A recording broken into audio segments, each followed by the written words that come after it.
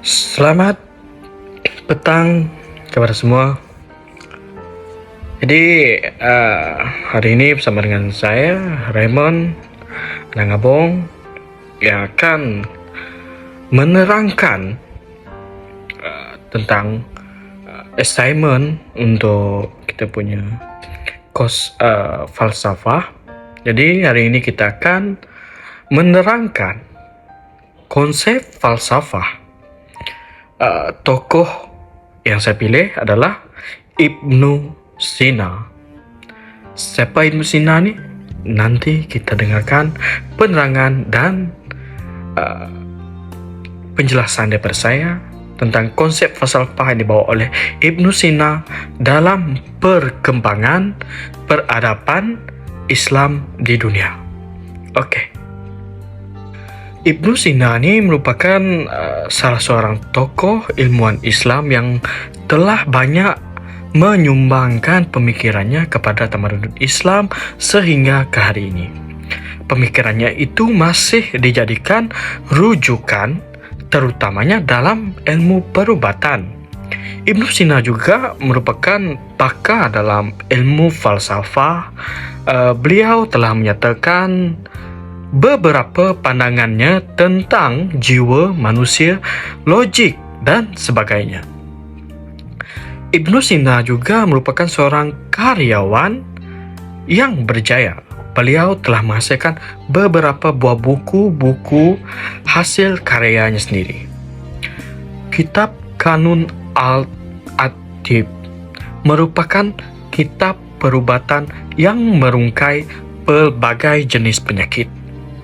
Kitab ini telah diterjemah kepada beberapa bahasa dan menjadi rujukan kepada semua pelajar perubatan sehingga zaman sekarang. Beliau juga mahir dalam ilmu matematik, fizik, agama dan lain-lain lagi. Sumbangannya begitu besar kepada kita semua. Segala pemikirannya, falsafah dan teorinya masih digunakan sehingga ke hari ini. Malah ilmuwan ini telah menyumbangkan kepada dunia kemajuan dalam bidang pendidikan, perubatan dan sebagainya. Hasil sumbangan ini telah melahirkan ramai cerdik pandai para ilmuwan yang berjaya dan turut melahirkan pemikir moden. Ini kerana segala karya, falsafah dan pemikirannya digunakan oleh semua manusia dari zaman ke zaman. Okey, baiklah kita teruskan dengan pengenalan hidup Ibnu Sina. Abu Ali Al-Husain Ibnu Abdallah Ibnu Sina adalah nama lengkap Ibnu Sina. Beliau dilahirkan pada tahun 370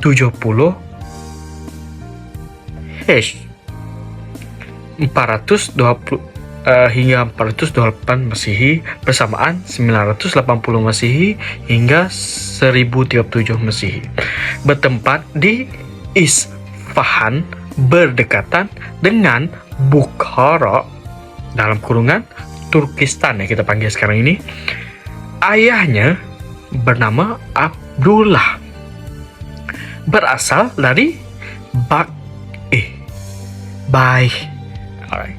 Di situ kita lihat Ibnu Sina lebih dikenali di barat dengan nama Avicenna. Okay? Ibnu Sina telah mempelajari bahasa Parsi dan Arab sejak kecil lagi.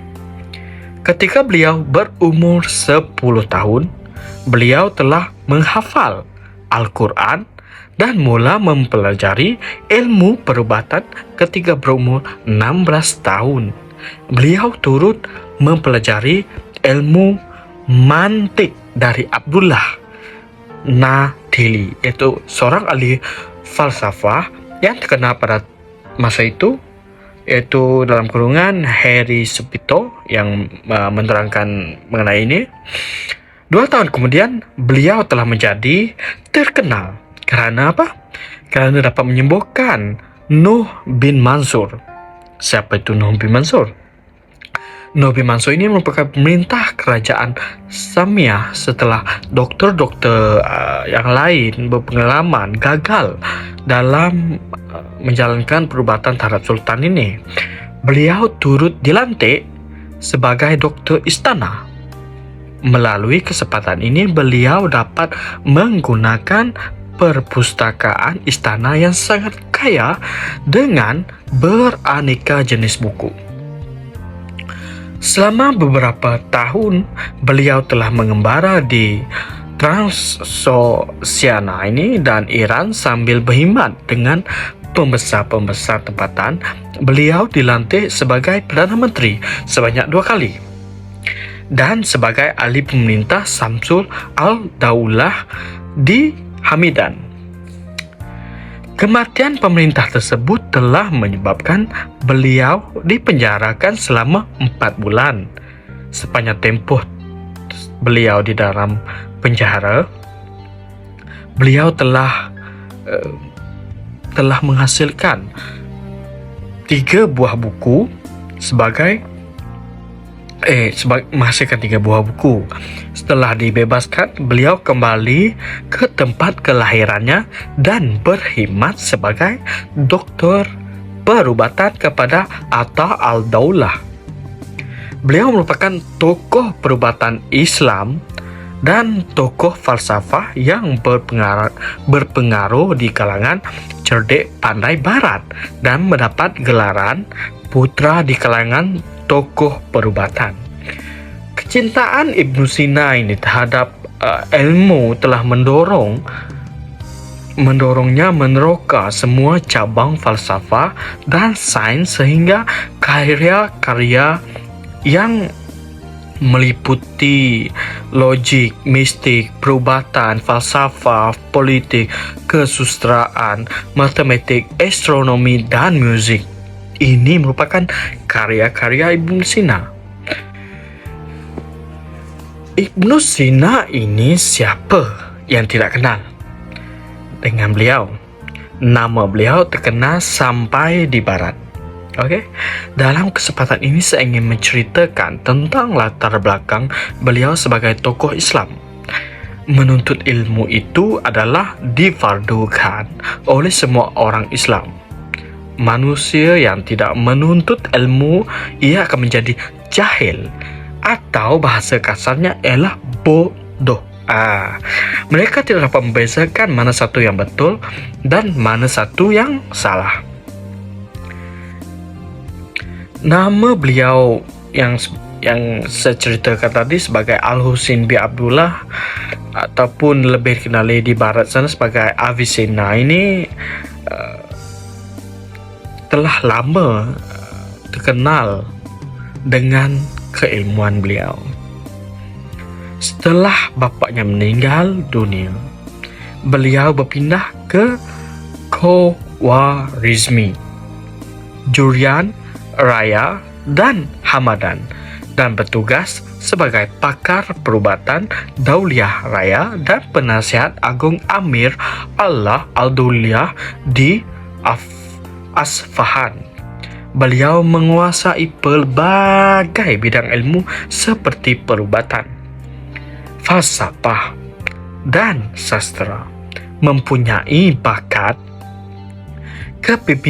kepimpinan yang tinggi sehingga dilantik sebagai Perdana Menteri. Bagi pendidikan Ibnu Sina ini, beliau mendapat pendidikan awal di Bukhari, mempelajari Al-Quran semenjak berusia 5 tahun lagi dan menghafaznya ketika berumur 10 tahun. Beliau mempelajari ilmu fikah dan tasawuf daripada Ismail Zahid, ilmu hisab dan prinsip-prinsip geometri daripada Mahmud Al-Malsah, ilmu falsafah daripada Abu Abdullah Al-Natili serta ilmu sains dan ilmu astronomi daripada Al-Burani. Semasa beliau berusia 16 tahun, beliau menguasai ilmu perubatan tanpa bantuan guru. Apakah faktor utama yang menyebabkan Ibnu Sina ini boleh sanggup menceburkan diri dalam perubatan? Mari kita lihat. Minat beliau yang mendalam bidang ini adalah menjadi salah satu faktor utama. Yang kedua, galakan oleh Sultan Nuh bin Mansur tadi yang saya ceritakan, yang beliau telah ubati, yang melantik beliau sebagai doktor istana. Itu adalah sebab kedua lah. Jadi ketokohan Ibnu Sina ini dia ada lebih kurang 3. Yang pertama, penyakit baru, pengaruh kuman dalam penyakit alahan, cacar, masalah pernafasan, penyakit kulit dan lumpuh. Bidang farmasi pula, beliau berjaya menghasilkan ubat dan preskripsi yang kesemuanya berjumlah 760 jenis. Dan yang ketiga, ketokohan beliau ini meningkatkan teknologi perubatan. Itu apa yang beliau telah buat. Beliau mencipta ubat bius dan benang yang khusus menjahit luka pembedahan, yang kita dapat lihat kita gunakan sekarang ini di mana-mana hospital ataupun mana-mana klinik ataupun mana-mana pusat perubatan untuk yang menyediakan perkhidmatan dalam perubatan ataupun pembedahan ataupun penyembuhan luka-luka daripada kemalangan ataupun apapun. Jadi yang digunakan sekarang adalah hasil daripada Ibnu Sina. Baiklah, seterusnya kita akan tengok karya Ibnu Sina. Ibnu Sina ini telah menulis begitu banyak mengenai perubatan dalam bahasa Arab dan beberapa buah karyanya dalam bahasa Parsi yang merungkai tentang penyakit-penyakit tertentu, di samping puisi dan sajak yang meningkatkan asas-asas ilmu perubatan serta memudahkan hafalannya. Beliau mampu menulis 50 halaman sehari dan menyusun tidak kurang daripada 238 buku dan risalah. Antara karyanya ialah Al-Qanun fit Tibb, merupakan tentang perubatan, Asyik, Syifa, dan An-Najat tentang falsafah, Al-Magis tentang geometri dan ilmu hisab, Danish Namai, Alai, dan Kitab Al-Insaf, serta karya-karya tentang kesusastraan dan leksikografi. Selain itu, kita dapat lihat kitab Nafik, iaitu berkaitan dengan logik yang diterjemahkan ke dalam bahasa Perancis dan diterbitkan pada tahun 1658 Masihi di Paris. Pembagian ilmu karya tentang ilmu musik, manakala di Conlutation Lapidum merupakan karya astronomi yang diterjemahkan ke dalam bahasa Latin, di mana karya ini merungkai terciptanya gunung dan kerak bumi. Kitab As-Siasah yang mengandungi beberapa unsur, iaitu pendidikan sebagai landasan utama rumah tangga dan politik negara. Baiklah, apa yang kita dapat lihat di sini, kita ada karya kitab Qanun Al-Tibb. Baiklah, karya Ibnu Sina yang telah menjadikan beliau yang dikenali karya ramai di seluruh dunia adalah melalui buku Qanun fi Al-Tibb, dalam bahasa Inggrisnya Canon of Medicine. Buku ini dianggap kitab suci ilmu perubatan dunia dan telah menguasai kaedah rawatan Eropah selama lebih kurang 500 tahun. Buku ini juga turut menjadi panduan wajib mahasiswa perubatan di Eropa dan telah diterjemahkan dalam bahasa Ibrani, Latin, Perancis, Spanyol, Itali, dan sebagainya. Penghasilan buku ini telah membantu para dokter mengenal pasti akan sifat penyakit menular seperti tuberkulosis TBC, TBC, penyebaran penyakit melalui air dan tanah, dan interaksi antara ilmu psikologi dan perubatan. Ibnu Sina juga merupakan manusia pertama yang menjelaskan tentang penyakit meningitis (radang selaput otak). Dalam kitab Kanun ini, Ibnu Sina juga turut menjelaskan tentang hubungan antara emosi dan perubahan sistem badan. Fisiologi tidur kepentingan memumikan air untuk diminum, pengaruh iklim terhadap kesehatan dan penyakit, kepentingan pemakanan, pemberian ubat melalui uretra, penggunaan tampon vagina, penggunaan anestetik secara oral, penggunaan haiwan dalam ujian kekuatan ubat, dan rawatan penyakit gila secara cetusan malaria buatan. Ibnu Sina juga turut membincangkan tentang penyakit-penyakit seperti tetanus, pleuritis, kejangkitan tuberkulosis, antraks, dan diabetes mellitus. Beliau juga merupakan orang pertama yang membincangkan mengenai neuralgia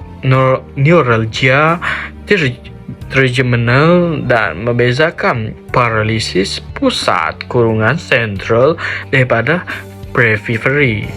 Beliau turut memberi tanggapan mengenai penyusuan bayi bahwa susu ibu adalah paling baik. Beliau juga turut membincangkan tentang proses persediaan ubat seperti menumbuk dan meramas.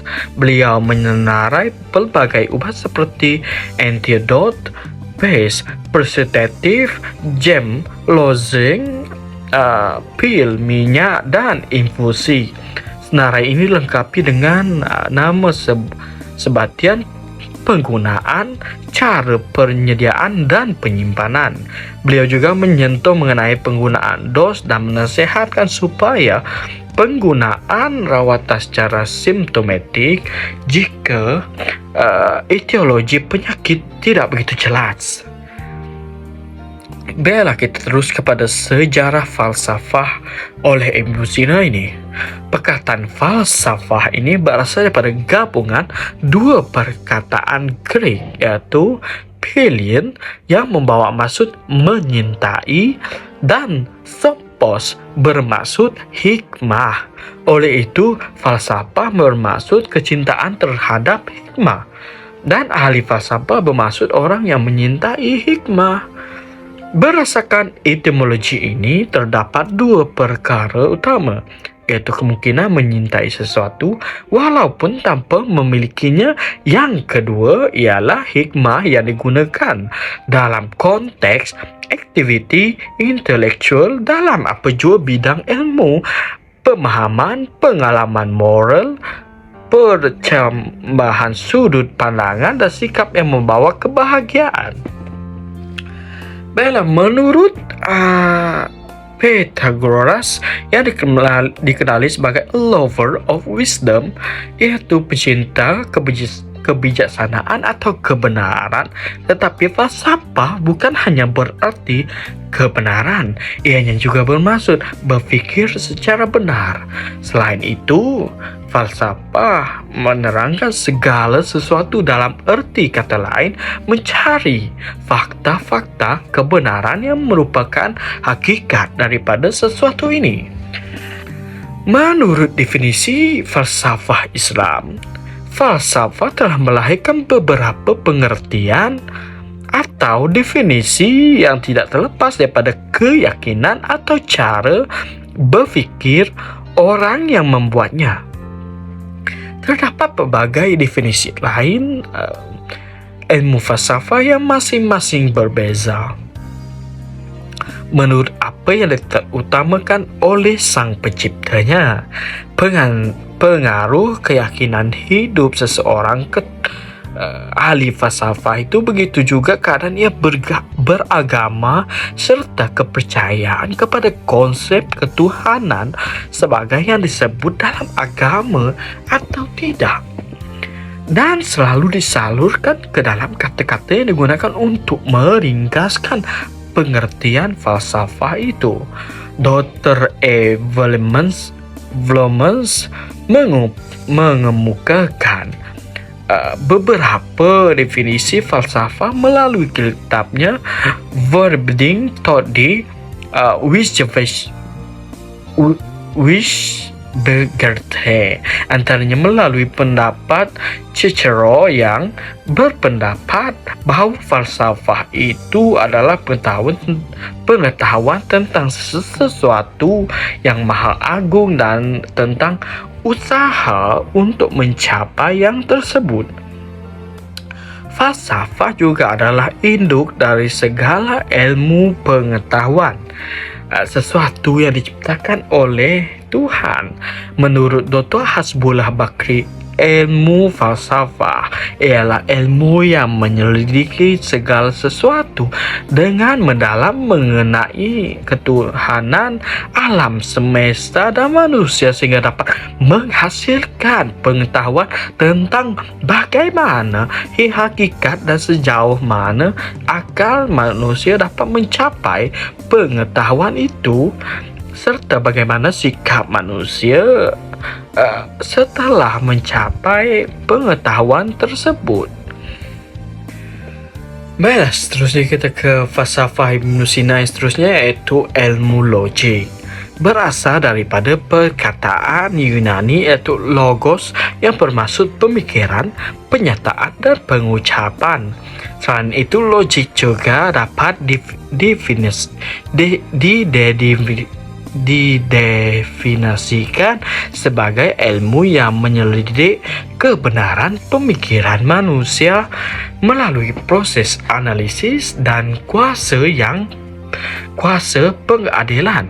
Oleh itu, terdapat berbagai jenis logik bergantung pada penaklukan yang digunakan, sama ada kaedah didaksi atau induksi dalam memastikan kebenaran sesuatu usul itu diperolehi. Kaedah didaksi bermaksud penyataan yang bersifat kesimpulan atau rumusan umum kepada penyataan yang bersifat khusus. Contohnya, semua sayur mengandungi vitamin. Vitamin baik untuk kesihatan. Justru semua sayur baik untuk kesihatan. Itu adalah kaedah induksi, pula bermaksud penyataan khusus kepada penyataan umum. Contohnya, ahli adalah manusia. Manusia adalah sejenis haiwan yang dapat berfikir, maka ahli adalah haiwan yang dapat berfikir. Ibn Sina menyatakan bahawa logik merupakan kunci falsafah. Pencarian ke atas merupakan kunci kebahagiaan manusia. Logik membantu menarik konsep-konsep dan penilaian yang belum diketahui, dan dari konsep-konsep dan penilaian yang sudah diketahui, sehingga meningkatkan pengetahuan kita. Sebagaimana menurut Ibn Sina, pengetahuan dapat dicapai melalui penggunaan logik. Fungsi utama logik adalah membuka jalan untuk mengetahui sifat-sifat dasar sesuatu dengan menggambarkan sifat-sifat dasar tersebut sebagai subjek dan predikat, individual dan universal dan ataupun partikular. Tujuan utama logik adalah menyediakan kita beberapa aturan akan menguatkan kita supaya tidak melakukan kesalahan penalaran Penalaran merupakan data awal pengalaman atau prinsip-prinsip pertama pemahaman. Selain itu, penalaran merupakan didaksi yang dihasilkan dan diturunkan dari pengetahuan terdahulu dan tidak terbatas. Ianya harus memiliki titik permulaan yang akan menjadi asas dari keseluruhan struktur logik.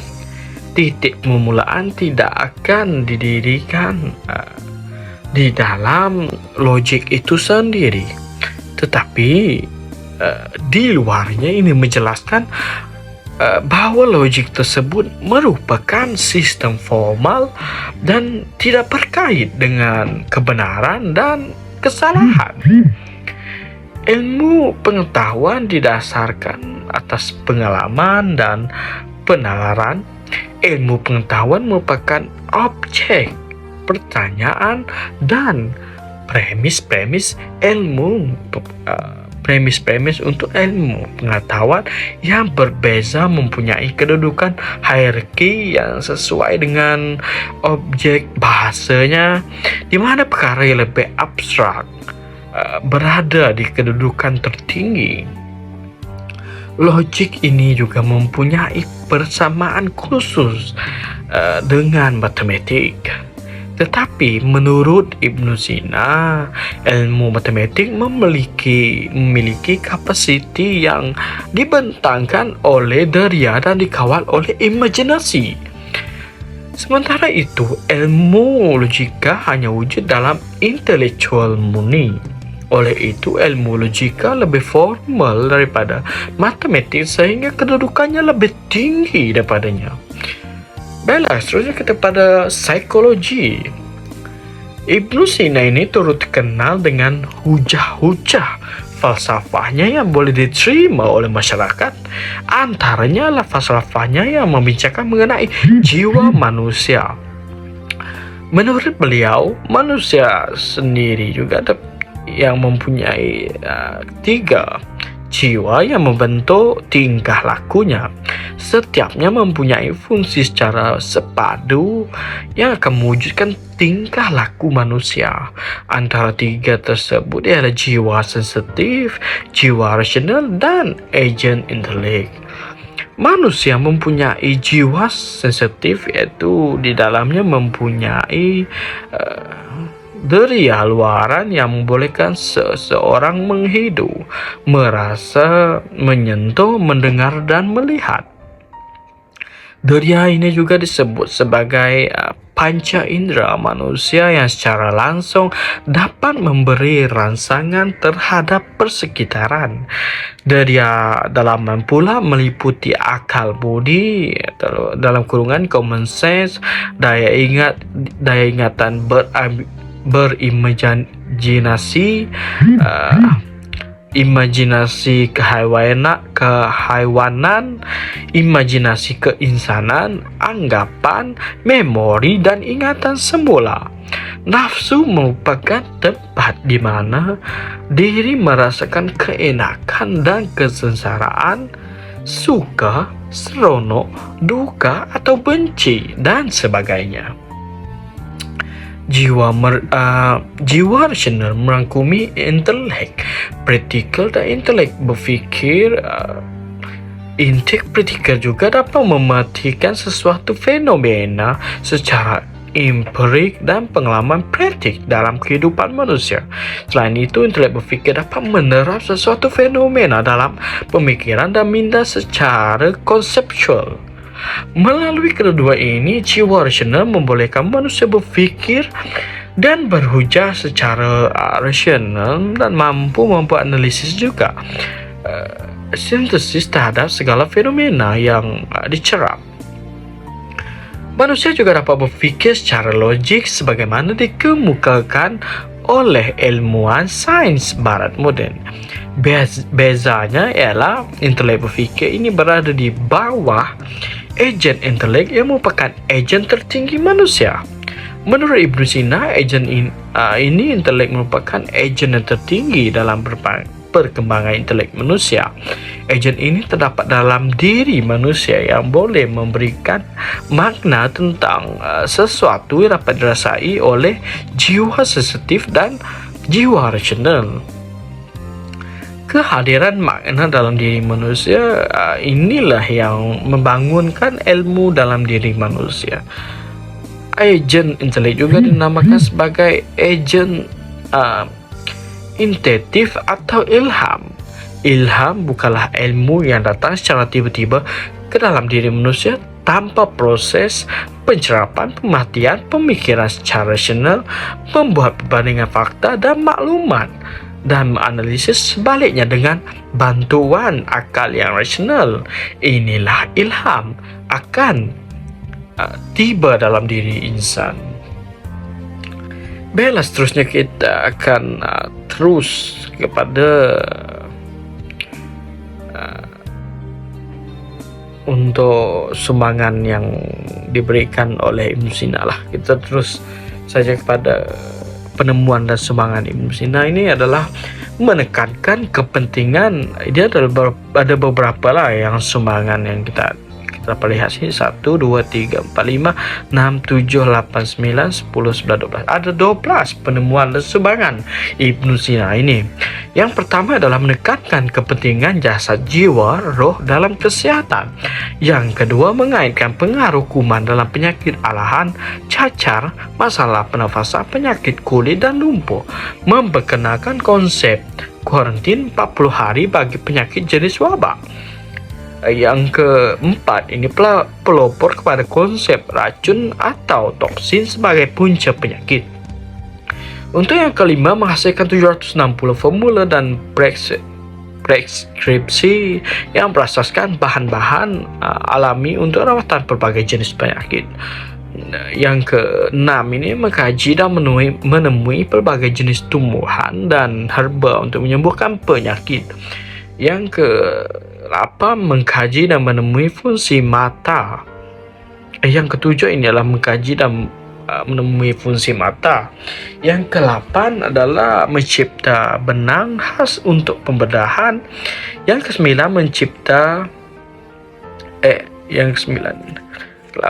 membangunkan teknologi penggunaan ubat bius dan picagari. Yang ke-10, mencipta diet khas pesakit kanser. Yang ke-11, menetralkan racun dalam buah pinggang. Dan yang terakhir, penemuan dan sumbangan Ibnu Sina ini perintis perubatan jantung dan emosi. Dalam kurungannya psikofisiologi ataupun dikenali sebagai psikosmetik. Baiklah, kita akan menyimpulkan bagaimana konsep yang diketengahkan oleh tokoh Ibnu Sina ini. Secara keseluruhannya, Ibnu Sina ini dia telah banyak memberikan sumbangan terhadap tamadun Islam, khususnya dalam bidang perubatan. Beliau seorang yang tidak mengenal putus asa, sebab itulah beliau berusaha bersungguh-sungguh dalam mempelajari sesuatu ilmu dan menyelesaikan masalah yang dihadapinya. Selain itu, Ibnu Sina juga seorang yang taat kepada agama. Beliau sering ke masjid untuk meminta hidayah kepada Allah Subhanahu wa taala serta berdoa kepada Allah Subhanahu wa taala, terutama apabila menghadapi kebuntuan dalam menyelesaikan sesuatu masalah. Ibnu Sina memiliki akal yang cerdas dan sangat tekun dalam mempelajari sesuatu. Ini kerana beliau pernah membaca buku metafizik karangan Aristotle sebanyak 40 kali. Ibnu Sina juga mahir dalam bidang anatomi, iaitu mengenai kedudukan organ dan tubuh badan manusia. Beliau juga merupakan orang pertama yang membuat kajian tentang fungsi mata, iaitu penglihatan dan fungsi mata. Walaupun Ibnu Sina terkenal dengan ilmu perubatan, beliau juga pakar dalam kemahiran lain seperti matematik, falsafah dan agama. Ketiadaan Ibnu Sina dianggap sebagai kehilangan yang amat besar kepada dunia kerana beliau merupakan seorang yang berilmu pengetahuan tinggi dan berpengalaman. Oleh itu, kita sebagai umat Islam harus mempunyai semangat, berusaha dan jangan cepat putus asa seperti Ibnu Sina. Sesungguhnya Ibnu Sina bukan sahaja masyhur dalam bidang perubatan, malah juga hebat dalam bidang falsafah mengatasi gurunya sendiri, yaitu Abu al-Anas al-Rabi, ataupun dalam kurungan lebih singkat kita panggil Al-Farabi. Jadi sekian saja untuk konsep falsafah Ibnu Sina ini dalam konsep yang beliau bawakan, konsep falsafah terutama dalam bidang perubatan yang digunakan masa kini, membawa kepada perkembangan dunia dari masa ke semasa dan sentiasa menjadi rujukan. Jadi sekian itu saja penjelasan dan penerangan daripada saya tentang tokoh Ibnu Sina. Terima kasih dan selamat petang, selamat berjumpa lagi. Bye bye.